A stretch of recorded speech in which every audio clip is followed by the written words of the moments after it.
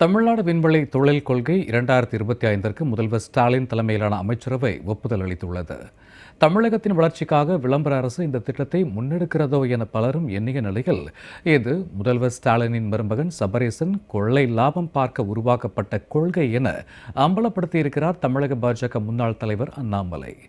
தமிழக அரசின் விண்வெளி தொழில் கொள்கைக்கும் கோபாலபுரம் குடும்பத்திற்கும் உள்ள தொடர்பு குறித்து விளக்குகிறது இந்த செய்தி தொகுப்பு.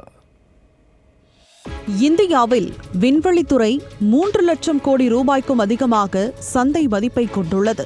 பல தொழிலதிபர்களும் இதில் முதலீடு செய்ய ஆர்வம் காட்டி வருகின்றனர். இந்த சூழலில் தூத்துக்குடி மாவட்டம் குலசேகரப்பட்டினத்தில் விரைவில் ராக்கெட் ஏவுதளம் அமைய உள்ளது.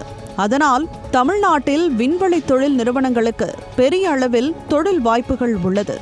இதை கருத்தில் கொண்டுதான் முதலமைச்சர் ஸ்டாலினின் மருமகன் சபரீசன் தனது சகோதரருடன் இணைந்து கடந்த 2024ஆம் ஆண்டு வானம் என்ற விண்வெளி நிறுவனத்தை தொடங்கினார். விண்வெளி தொழில்நுட்ப கண்டுபிடிப்புகளை வணிக ரீதியாக எடுத்து செல்லும் முதல் இந்திய நிறுவனமாக வானம் செயல்படும் என அப்போது தெரிவிக்கப்பட்டது. ஆனால் எப்படி என்பதுதான் தெரியாமல் இருந்தது. இந்த நிலையில்தான் கடந்த வியாழக்கிழமை நடைபெற்ற தமிழக அமைச்சரவை கூட்டத்தில் தமிழ்நாடு விண்வெளி தொழில் கொள்கை 2025க்கு ஒப்புதல் அளிக்கப்பட்டது.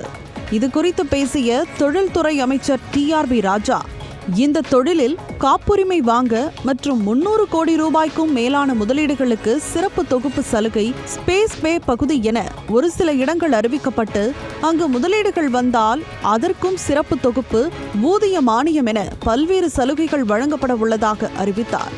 இது தொடர்பாக தமிழக பாஜக முன்னாள் தலைவர் அண்ணாமலை வெளியிட்டுள்ள எக்ஸ் தள பதிவில், முதலமைச்சர் ஸ்டாலினின் மருமகன் விண்வெளி தொழில்நுட்ப நிறுவனத்தை தொடங்கியுள்ள நிலையில் அதற்கு ஏற்றாற்போல தமிழ்நாடு விண்வெளி தொழில்துறை கொள்கையை அரசு வெளியிட்டுள்ளதாக குறிப்பிட்டுள்ளார்.